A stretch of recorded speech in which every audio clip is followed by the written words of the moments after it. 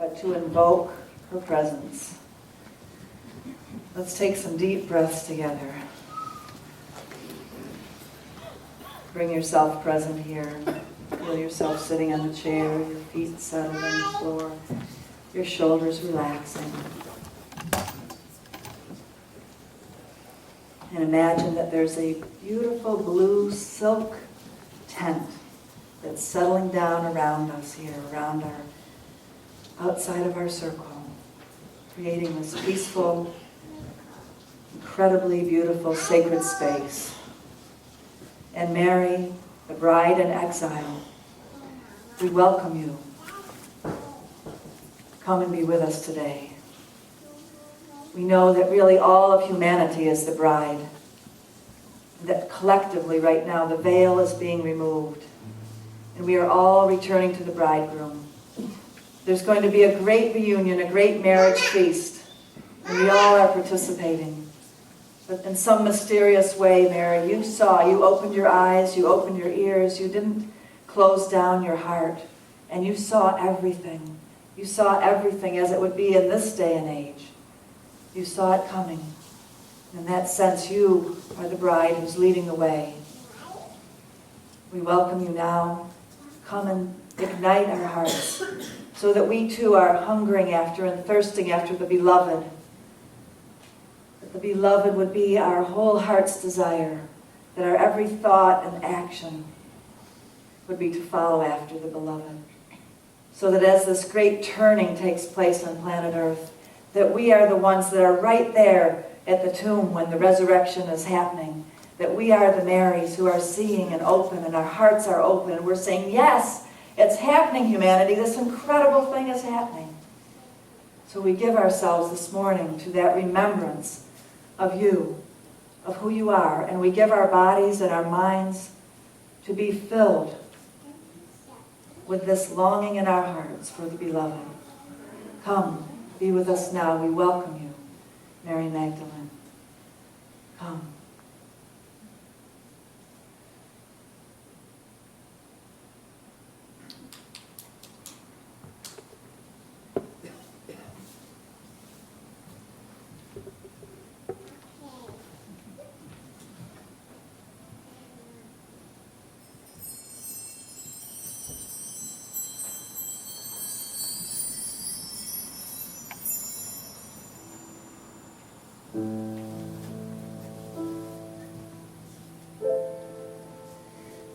Be my eyes, be my ears, be my lips, be my voice, be my legs that will carry us home. Be my eyes, be my ears, be my lips, be my voice.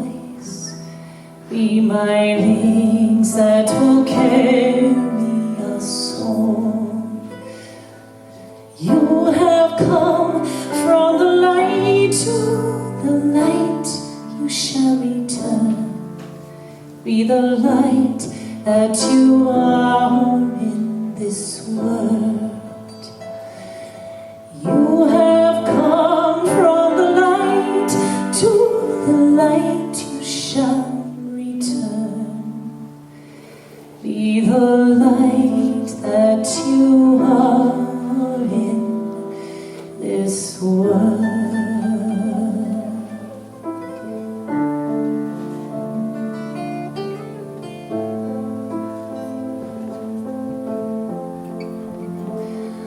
Mary Magdalene, I feel you calling me. Planting star seeds in the womb of divinity, inside heaven's breath, goddess of mystery, your flowing rivers gently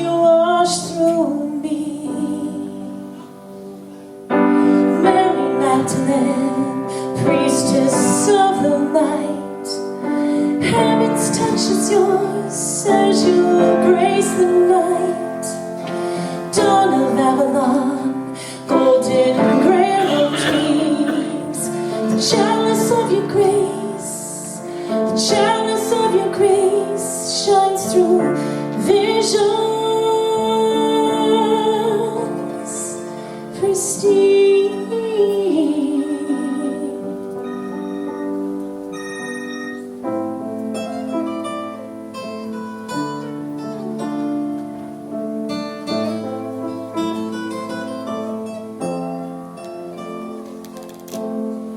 Sunsets deep hues softly emanate from you. Heaven's golden stars light the colors of your heart. I softly awaken in love's crystal streams. You anoint my heart, initiating me. Sing along. Mary Magdalene, priestess of the light. Heaven's touch is yours as you grace the night. Dawn of Avalon, golden grail of dreams. The chalice of your grace, the chalice of your grace shines through visions pristine. Through the stained glass windows of my soul, the rays of your love are calling me home. Your devotions single roses blooming in me as love's nectar flows. In my dreams, you come to me. In my dreams, you come. On the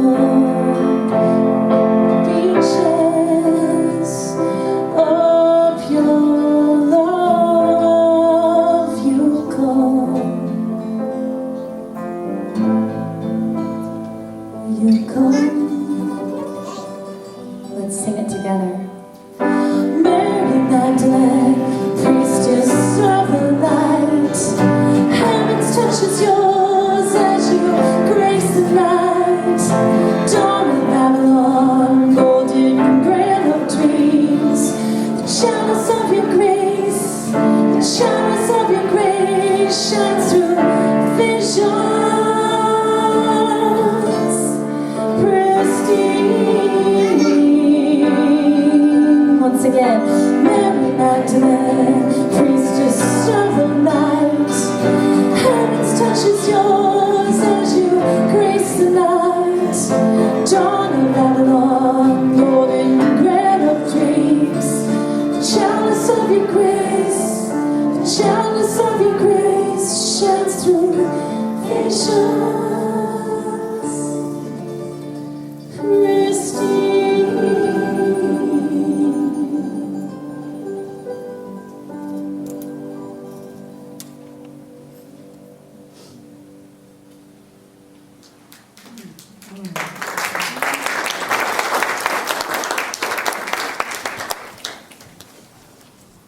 Mary Magdalene is a real presence on planet Earth, just like Yeshua, her beloved, Jesus. Somehow she speaks through all the ages and calls people. Have you been called by Mary Magdalene? Have you heard her voice? Sometimes when we're children, we're aware of these things and we don't even realize what we're hearing or who is speaking to us. But I know when I was a little child, I saw a figure of a woman come to me in a very difficult moment for me, and it was Mary. It was a beautiful Mary Magdalene figure that I've later learned through the colors of her iconography and so forth that it was her. She comes to help us not forget who we are, because she represents knowledges that have been subjugated, that have been put under, that are in our unconscious, the dark Madonna, all over the planet, those knowledges that have been put away. And she brings forth things that we need to know, things that are true about ourselves. And so we want to bless the children right now. If there's any children under 18 here who would be willing to come up and receive the blessing of everybody. Are there any kids here? Or have they already gone out to their Sunday school? I think that they've already gone out. Okay. What? Pardon? Oh, Sophia's here? Well, what a perfect thing to have little Sophia come forward. You know, Sophia is the name of the goddess of wisdom. And Mary Magdalene is said to be in the Sophia lineage. It comes through, so we have Sophia to bless. Hi, sweetie. Thanks for coming up. Can I pick you up? Oh, you're so beautiful. Oh, he doesn't want to come up. Okay, we'll bless them from over there.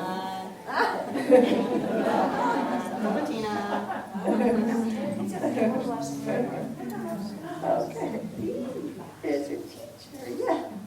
So would you, big people, rub your hands together and raise your chi energy.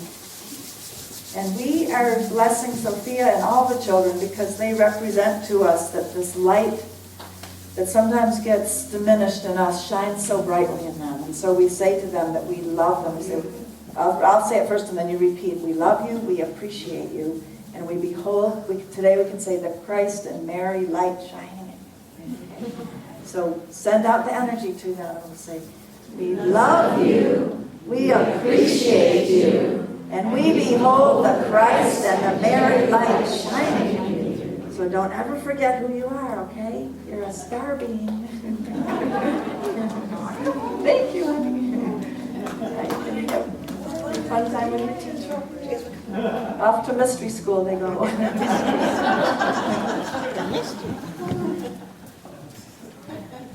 So there are those in our midst who hear the call of Mary.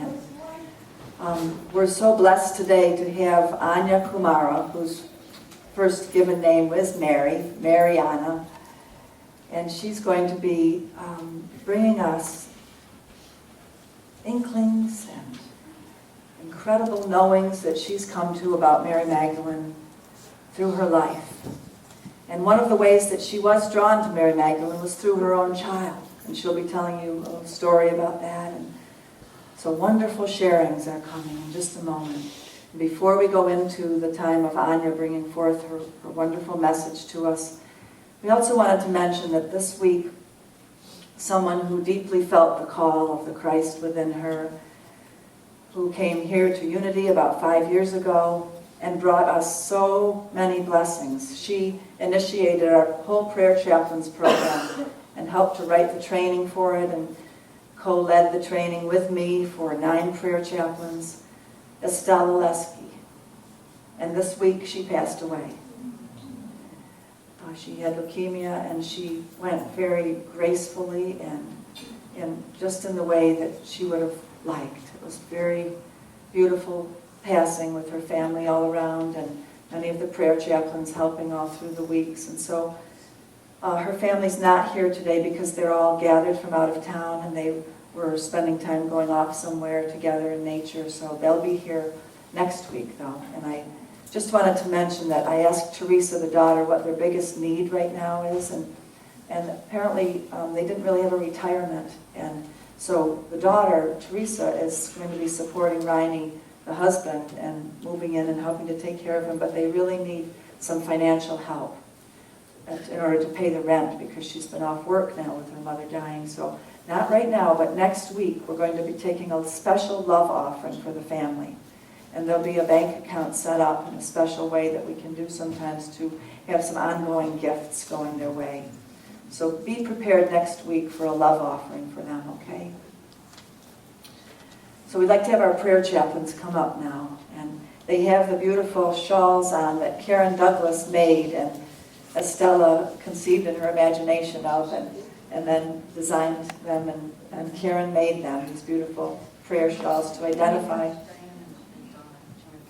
Diane and Dawn are in the prayer circle too. So all of these women meet weekly at 5 o'clock in the prayer room and do some wonderful praying.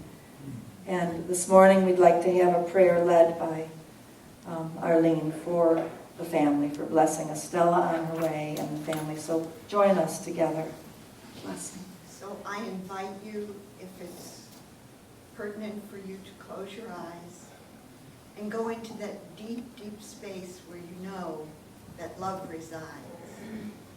And know that Estella resides there with you. That her spirit and her love and her absolute devotion to the feminine, to knowledge that God is male, female, and wholly complete, and so are you. And we just know that the love that she sent forth to all of us is just circulating within us and goes back out to you. Blessings for her and from her. And we bless her family, knowing that they have been the beneficiaries of the love that she has just brought into this planet. And she spreads it out, and we especially bless Zeke and Zelda, and know that the love that Estella brought with her is transmitted down through the generations, and will continue to do so for many, many generations more. We are so grateful for having had Estella with us and by our side, and for her mentorship and for the joy that she just gave all of us. And so, dear Divine, we thank you for the life of Estella Lester. And so it Yeah, this would be it. My heart goes out to the families and ask that they be blessed, all of their needs be met, and that their joy return in perfect timing, knowing that this life of Estella's is truly worthy of celebrating. And that is, I believe she would appreciate the most, is just living in joy and continuing the good energy that she exemplified on a regular basis. Service and peace and joy and friendship. Thank you for this beautiful soul, Estella, and for all the gifts that she gave to this community and to each one of us. Thank you. Amen.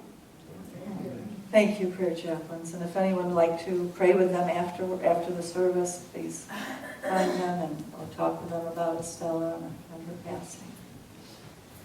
And today at 3 o'clock in this sanctuary, we're having a memorial service for Carolyn Schaefer's husband, Sipko. He also passed a couple weeks ago from leukemia as well, and we'll be having a beautiful ceremony for him here this afternoon, and so all of you are welcome to attend that too at 3 o'clock.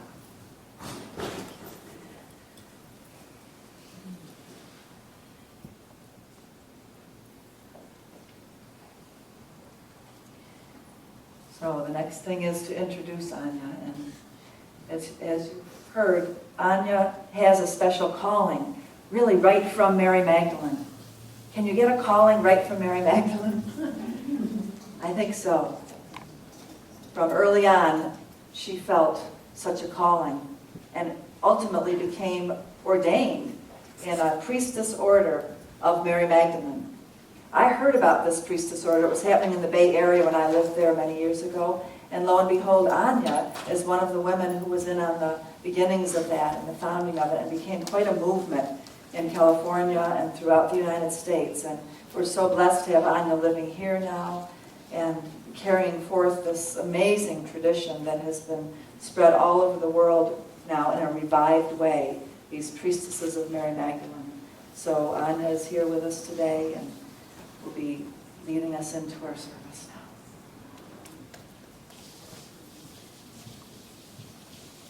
Good morning.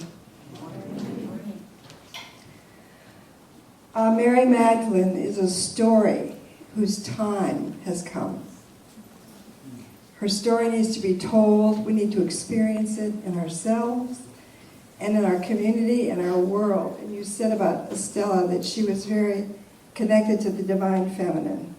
Magdalene is showing us that it is now time for the balance to be made, for us to come into wholeness. It's a story about love.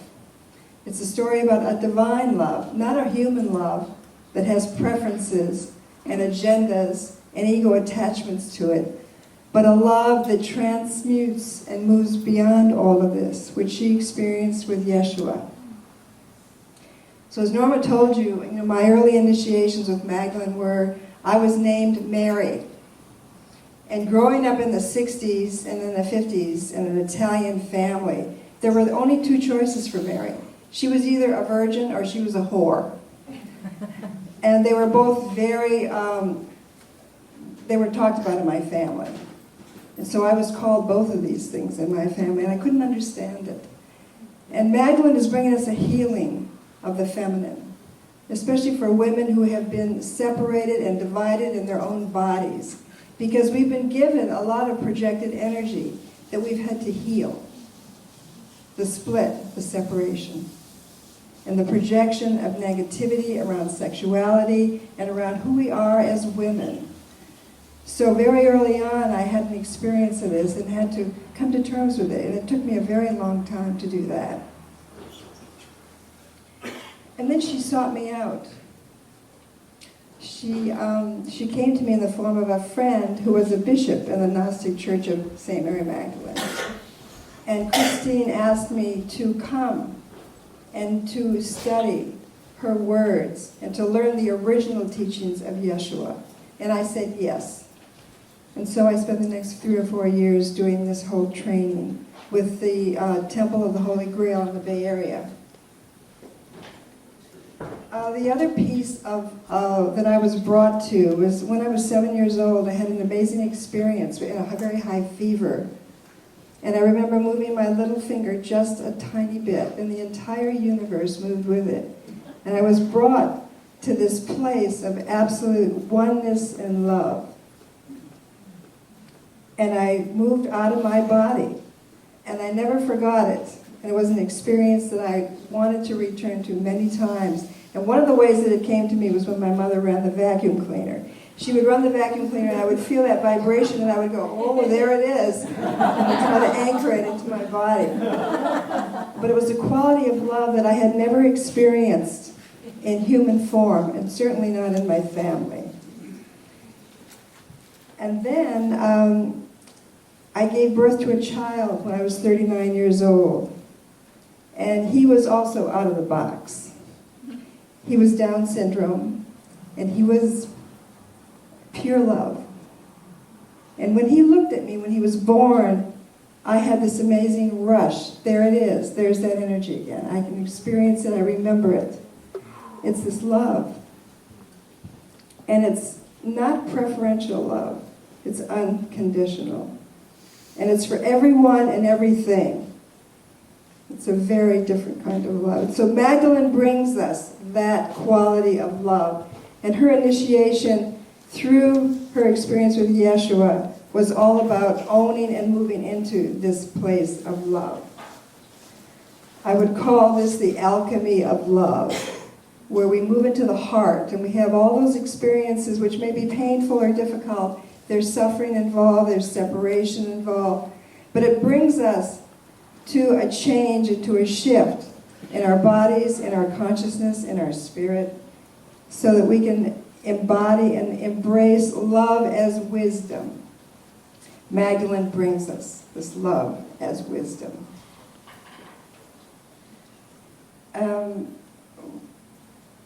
let's see. Yeah. There are many things that have been written about Magdalene, lots of books. We had Margaret Starbird here a couple of years ago, and she's written 4 or 5 books about Magdalene, examining her in the Bible, in the New Testament, in the Gnostic Gospels. And there's a lot of work that she did in showing how Magdalene appears in art. So what we're going to do now is have a short slideshow of many, many images of Mary Magdalene. And as she taught, allow the imagination, the imaginal part of us, to open and to receive these images and see how she makes you feel in all these different forms that she comes in.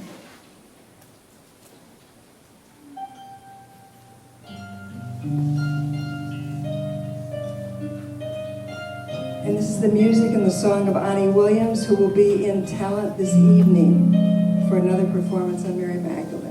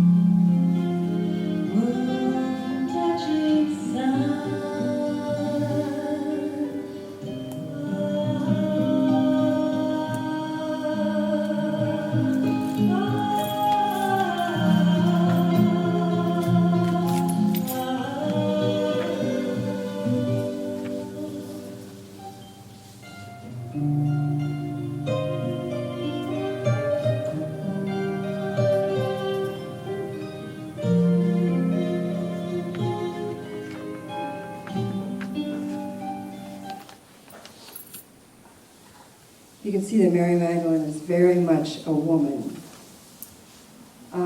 I spent time in southern France about 10 years ago and had the most amazing experiences. The land is very alive with her presence. It speaks of her. You can feel her presence.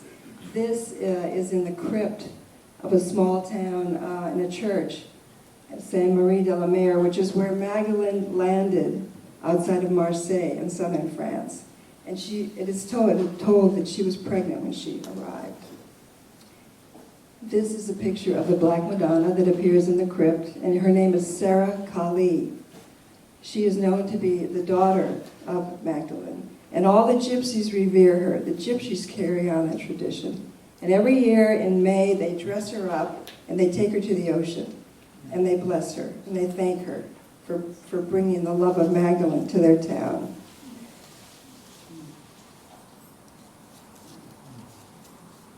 And when I went there, I saw this statue. The statues were so alive. They were like really real people, real presences. And this is the face of Sarah Kali in the particular dress that she was wearing that day. Another town that we went to, this was a Templar church, and I couldn't get in the door, and finally the door was open, and I walked in. I was the only one there. And there were all these statues, and in the front of the church was the statue of Yeshua. And I saw his eyes, and I started to walk forward, and I felt the presence of his eyes burning into my heart and calling me forward. I photographed him, and I didn't realize until I got home that the vestment that he was wearing, this beautiful golden red vestment, had this image on it of the Last Supper of Yeshua with Magdalene. both of them with crowns of light, halos of light around them.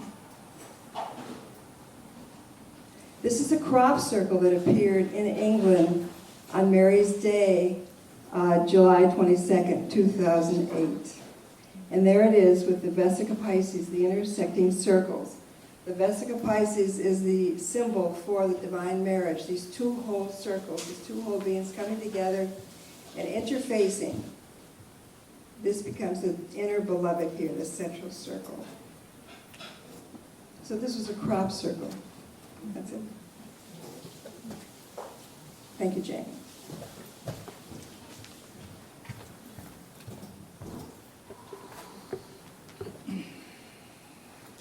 So Mary returns to heal a lot of things in our world. And this is a sermon that was given in 1990 by a Lutheran minister in New York City. And he says, but there certainly is no biblical basis for identifying Magdalene as the reformed prostitute or that she had long red hair. The sole characteristic that stands out about Mary is the fact that she is not identified as the mother or the wife of some man. She has the audacity to stand completely on her own as a person. For as long as this parody of Mary Magdalene stands, the church provides a continued obstacle to its own and the world's understanding of female social equality. The feast which honors Mary of Magdala for what she really is could be a key to a new level of Christian sexual consciousness. All we need do is proclaim honestly the true role this woman had in the story of our redemption. Recognize her as a full member of the revolutionary community created by the one who considered men and women equal. Jesus valued her as a unique person in whom the life and power of God flowed with the same degree of intensity as it did in Peter, James, or John.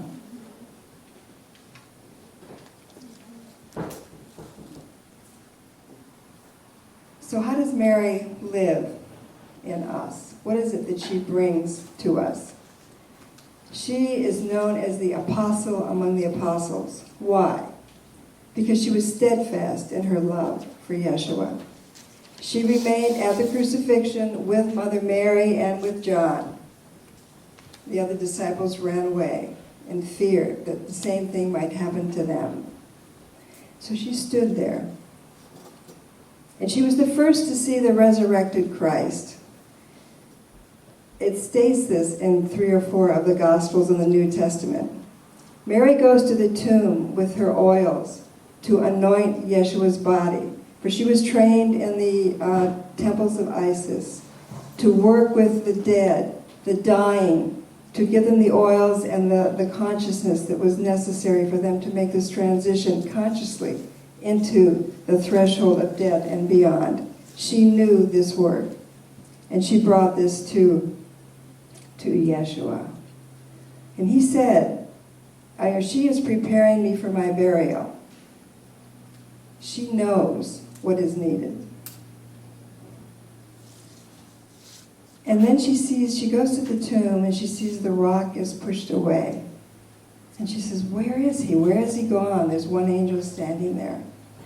And she walks out into the garden and she sees someone she thinks is the gardener. And she goes up to him and she says, where is he? And he looks at her and says, Mary.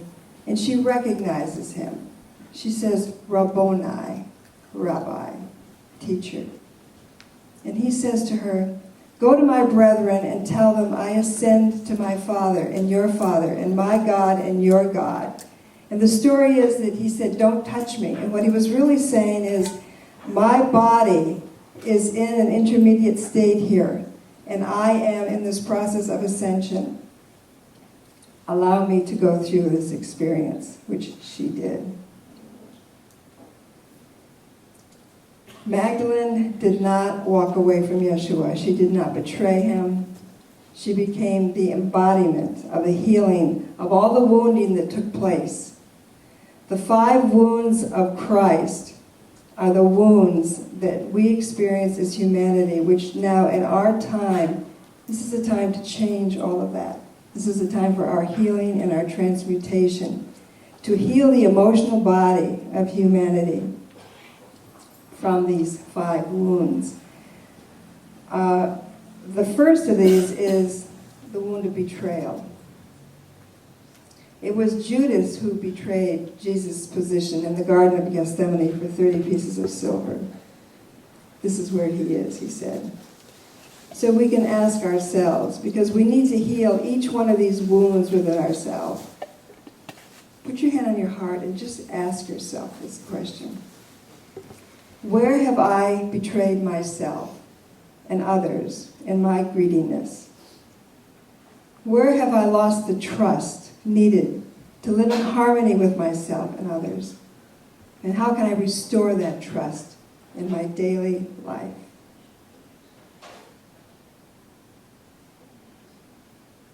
So the second wound is denial. It was Peter who said, "I know not this man."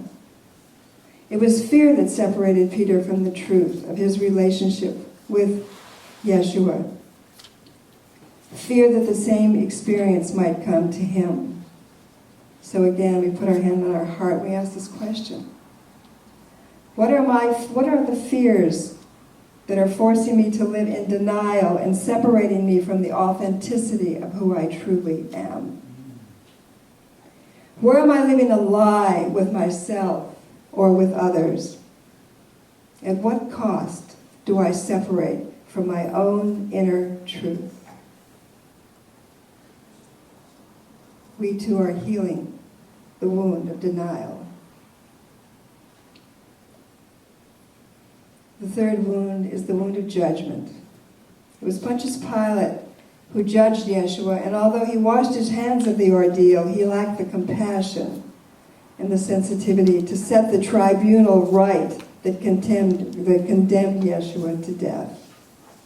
So let us ask again, where do my judgments separate me from being present to those in my life?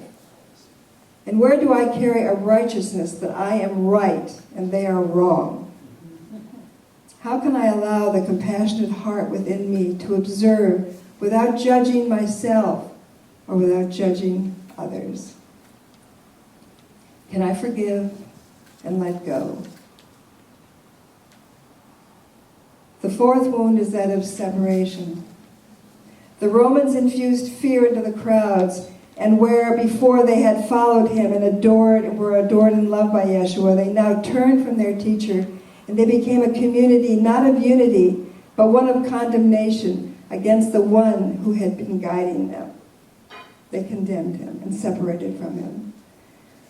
So we ask ourselves again, where do I separate from the love and the guidance within my heart to condemn and judge myself and others?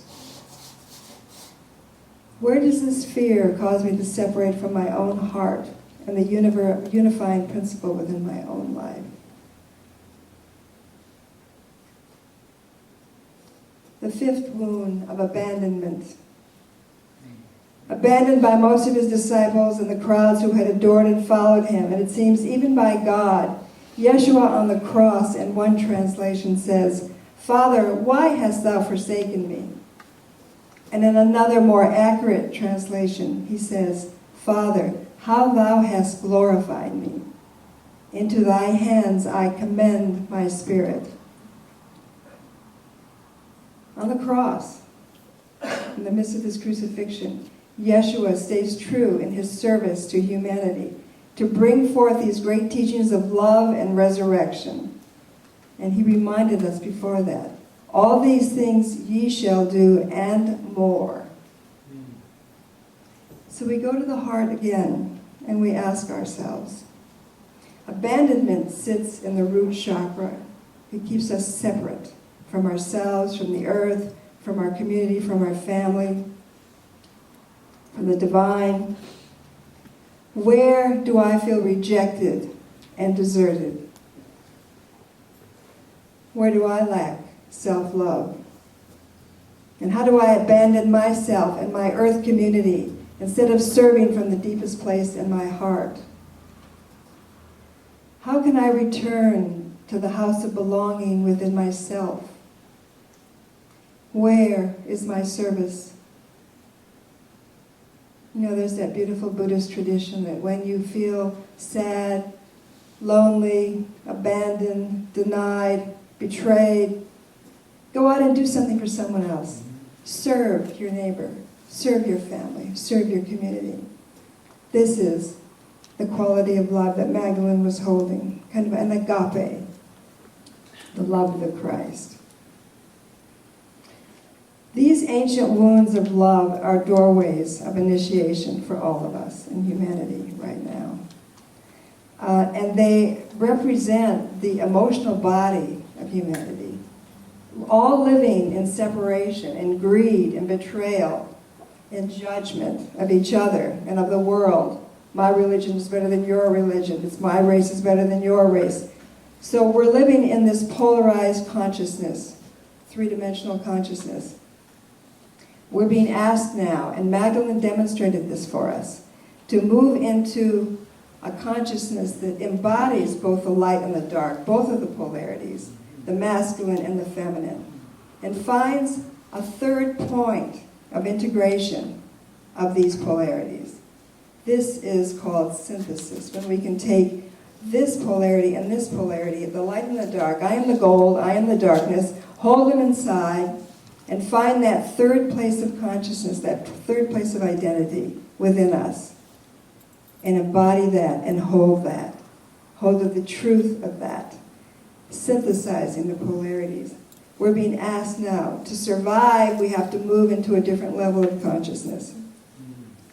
And Magdalene demonstrated that for us, this synthesized wholeness. Are we able to do that? Can we move into the presence of the divine within us and see that divine in everyone we meet? Can we hold the presence of the Christ deep enough in our hearts and strong enough in our hearts, like the beloved Magdalene did for Yeshua, with no fear, no separation? She was the apostle among the apostles because she got it. She understood what Yeshua was talking about, and she knew what this love was. She could hold it in her body. She could hold it in her heart. And it's time now for this aspect of the feminine consciousness to become active on our planet. And each one of us in this room can take this place of Magdalene into our hearts, activate her in us, and make a choice. Can I make a choice now to move into a different kind of way of thinking? You know, our limited 3D consciousness hasn't been big enough. It's kept us separate and unwhole. Can we shift? Can we set an intention for something different? Can we become the Magdalene that is asking to become alive now in our world? Can we really become this quality of love, the unfolding of the rose, the unfolding of our divine presence? It's time. How does she live in me? How does she live in you? Where am I in the healing of these emotional wounds of love? And what am I intending for myself, for my family, for my children, for my community, to shift this?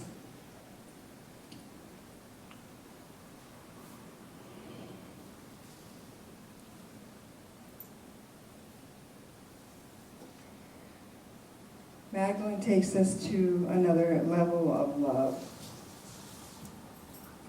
And she takes us also into this place of the creative imagination, which is a very real world.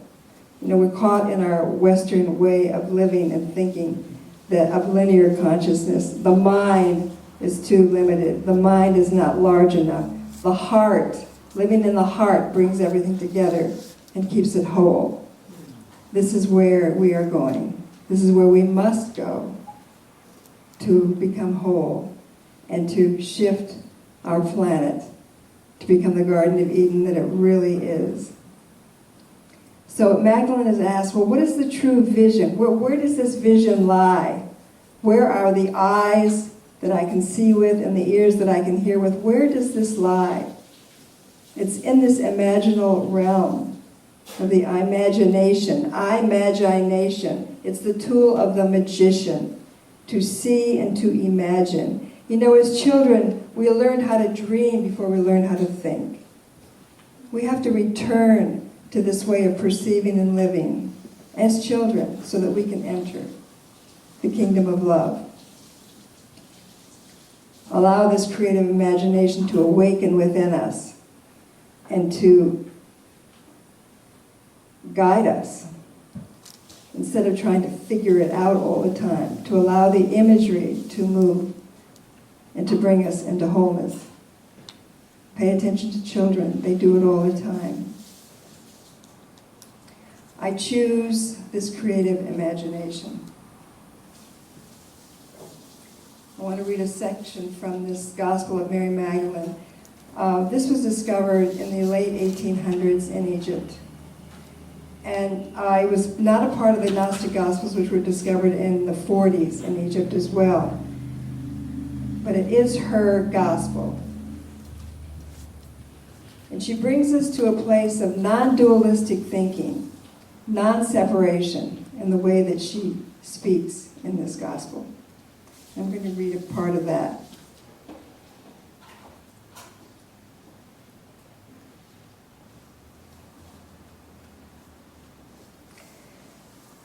I left the world with the aid of another world.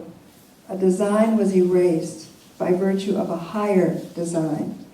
Henceforth I traveled toward repose, where time rests in the eternity of time. I go now into silence. Having said all this, Mary became silent, for it was in silence that the teacher spoke to her. Then Andrew began to speak and said to his brothers, "Tell me, what do you think of these things she has been telling us? As for me, I do not believe that the teacher would speak like this. These ideas are too different from those we have known." And Peter added, "How is it possible that the teacher talked in this manner with a woman about secrets of which we ourselves are ignorant? Must we change our customs and listen to this woman? Did he really choose her and prefer her to us?" And then Mary wept. She wept. Tears, feelings, softness, water, deep feeling. She didn't try to figure it out in her mind. And she said, "My brother Peter, what can you be thinking? Do you believe that this is just a part of my own imagination, that I invented this vision? Do you believe that I would lie about our teacher?" And then Levi spoke up. "Peter, you have always been hot-tempered, and now we see you repudiating a woman, just as our adversaries do. Yet if the teacher held her worthy, who are you to reject her? Surely the teacher knew her very well, for he loved her more than us. Therefore let us atone and become fully human, anthropos, so that the teacher can take root in us. Let us grow as he demanded of us and walk forth to spread the gospel without trying to lay down any rules and laws other than those he witnessed." And when Levi had spoken these words, they all went forth to spread the gospel according to Mary, the gospel of feeling.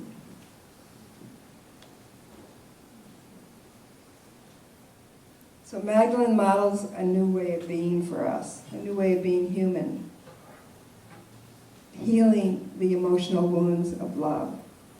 She takes us to a place of great adoration, which is connecting with our soul, a place where we're sovereign, whole, where we can listen to ourselves, to our own inner teachings, to the divine within us, healing the emotional wounds of love, and ascending in consciousness into this fifth dimensional energy which we call synthesis, or divine love. It's a huge unifying principle. So in this high state of adoration, the soul recognizes and honors the soul of another We're getting bigger here. Can I go beyond my human pain, my human suffering, my human ego, my human identity, to become more of who I am, the truth of who I am? Can I live in adoration of the divine within me and the divine within you and the divine within all of us? We can ask ourselves that question. Adoration is the power of connecting with the inner beloved.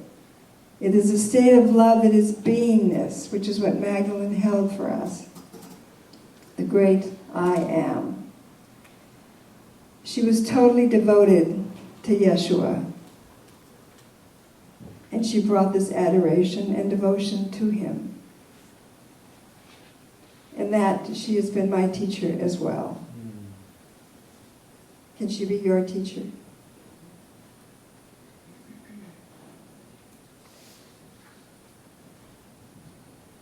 So before we do a ritual, Heather's going to sing us another beautiful song.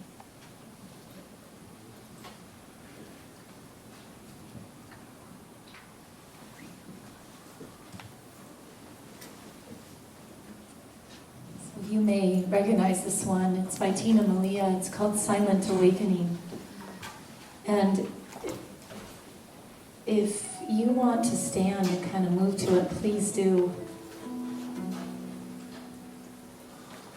I'd like to speak the words to the chorus, which you might want to sing along.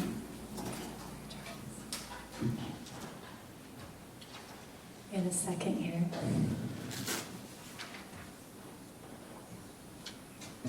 We are only a dream of a dream. This world is not what it seems. We are the wind that carries the seeds. We are the roots of the banyan tree. We are love offered on the wing that stretches across eternity. We are a chord in life's symphony. We are the silent awakening.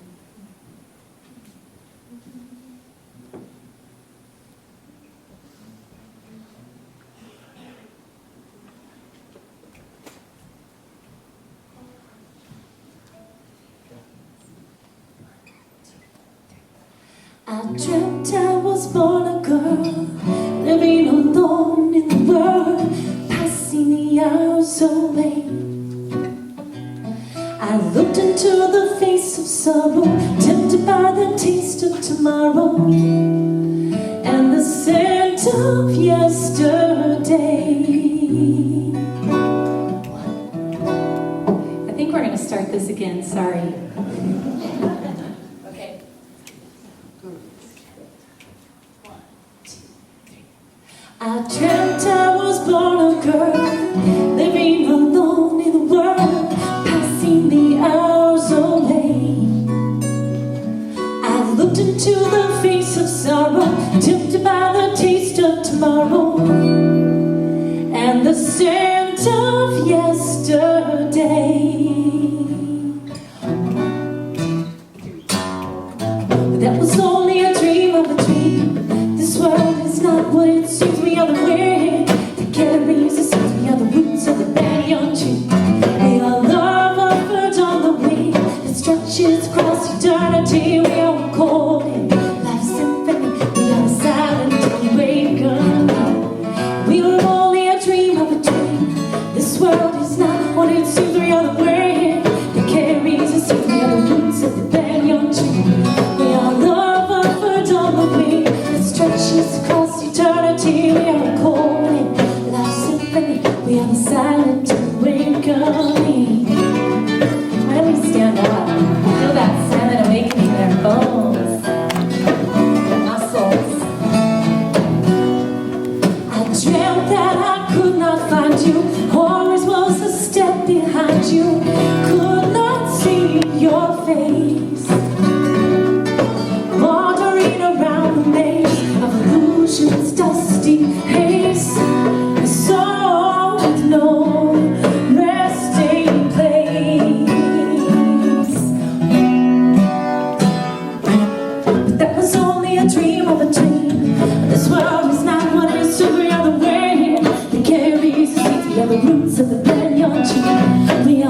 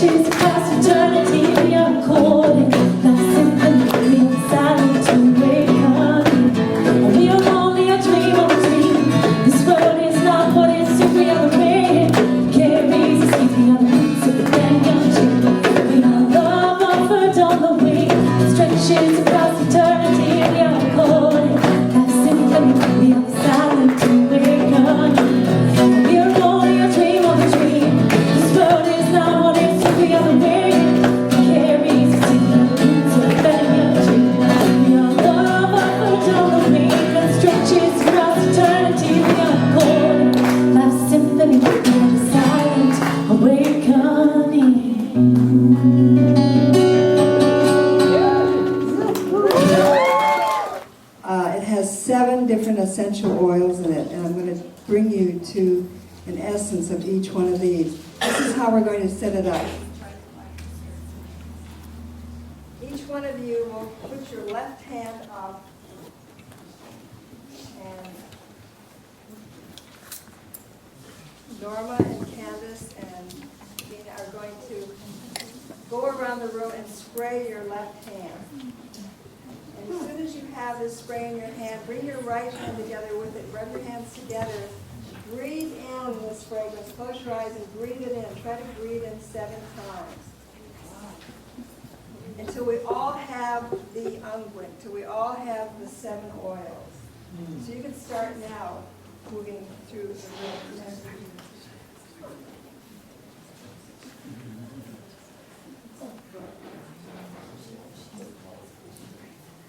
Be sure you get enough. Ask for a second squirt if you didn't get enough. And so in this ritual, we invoke the presence of Magdalene and her embodiment of the divine feminine and her 5th way of unconditional love, the love of the Christos. We dilate our consciousness and we open our hearts in complete surrender to the sovereign being within, my mighty I am presence.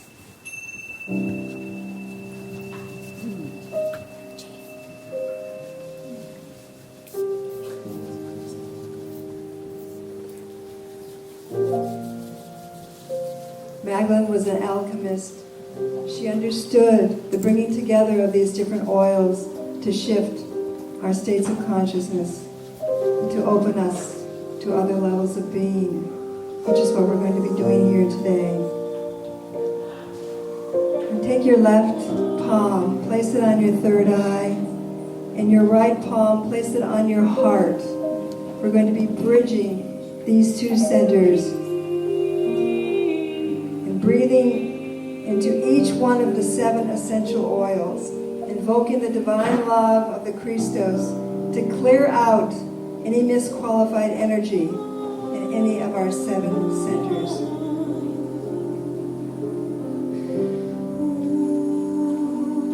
With cedarwood, I strengthen my connection with the divine.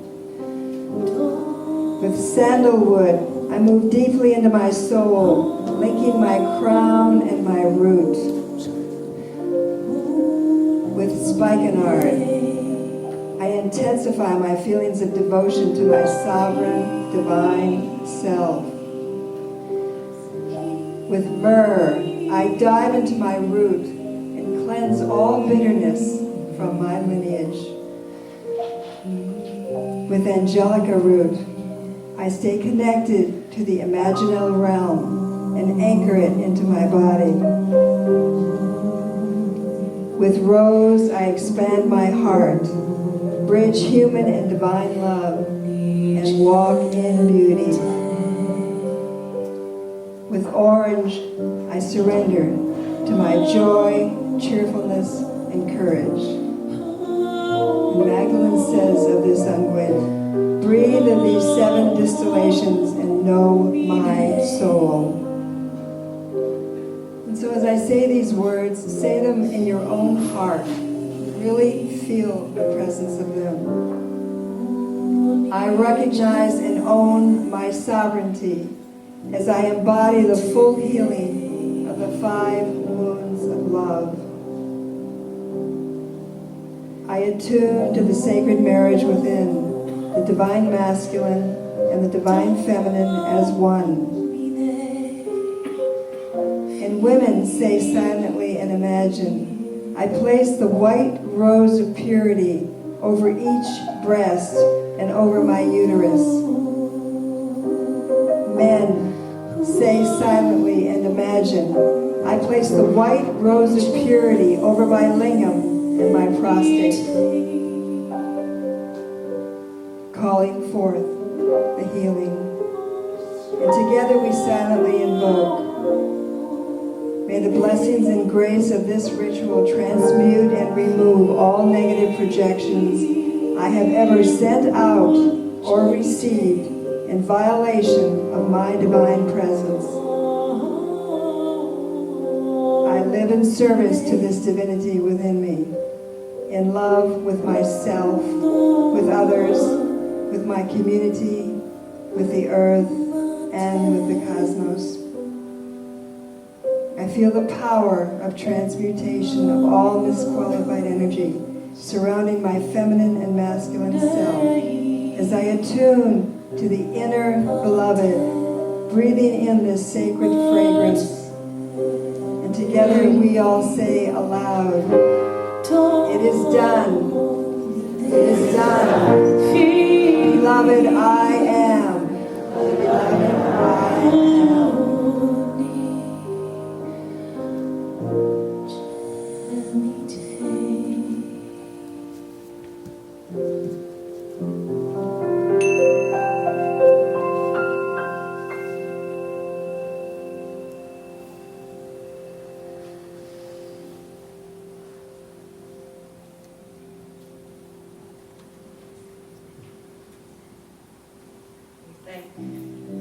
Thank Priestess Anya.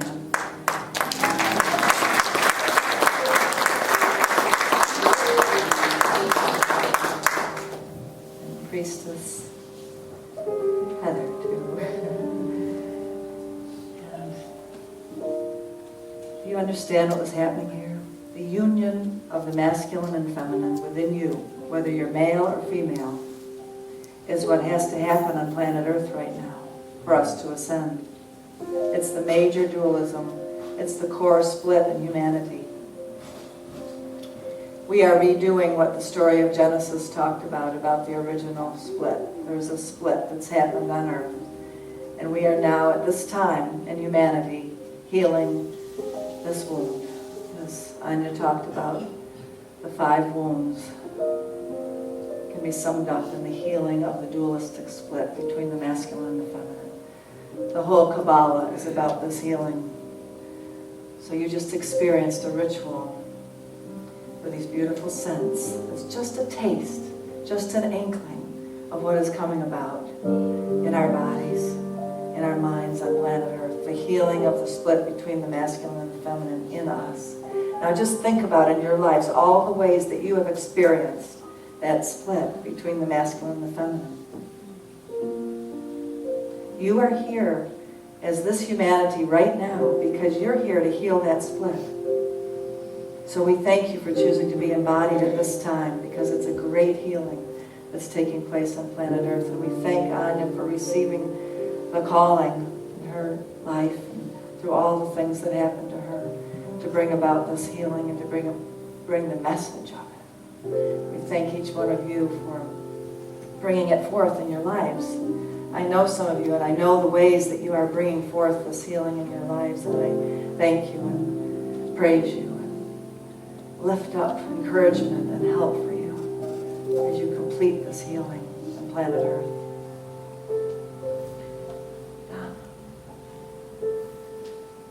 This music is dedicated to our Stella and to the prayer chaplains who came together to help the family so beautifully.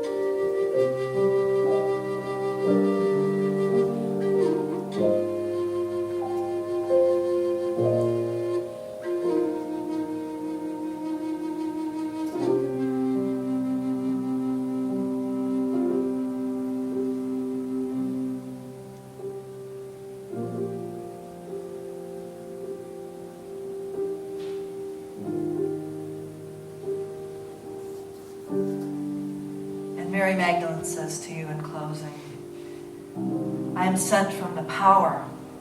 I have come to those who reflect upon me.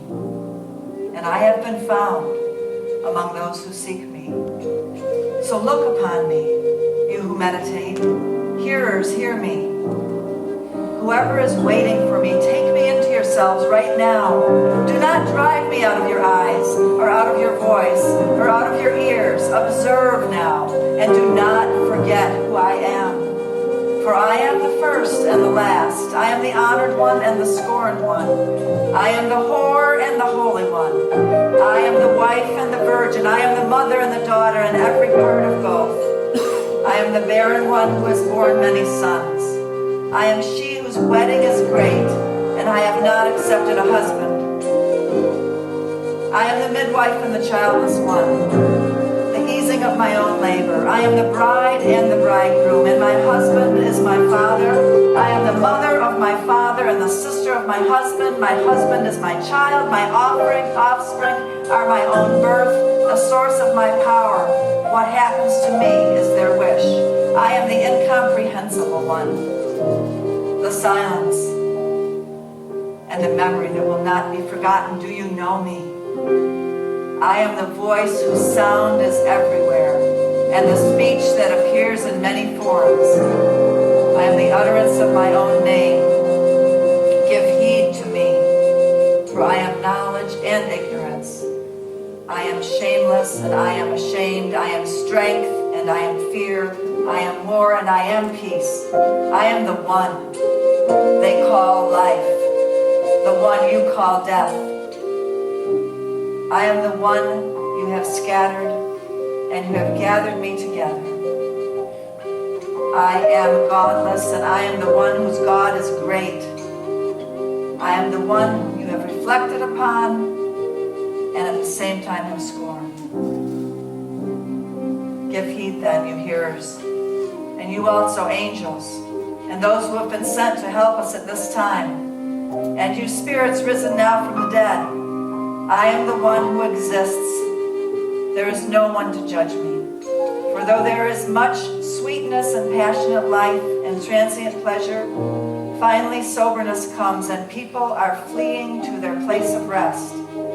There they will find me all over the planet and live and not die again. Hear me in softness. I am she who cries forth. I prepare the bread and my mind within. I am called truth. That's a magnificent reading from The Thunder, Perfect Mind, about Mary Magdalene. Do you resonate with it? Are there parts of you that have been cast out that you now need to call back? Are there parts of your family that have been cast out that you now need to call back? We're calling forth the oneness on planet Earth. We're calling forth the oneness. And we here at Unity are the ones who are knowing this in our deepest selves. So thank you for being who you are. Thank you for being here today to just have a little taste of what Mary Magdalene is calling us to do on planet Earth. Thank you again, Anya, for carrying this all of your life and all that that's meant, that you've carried this message all of your life. Thank you.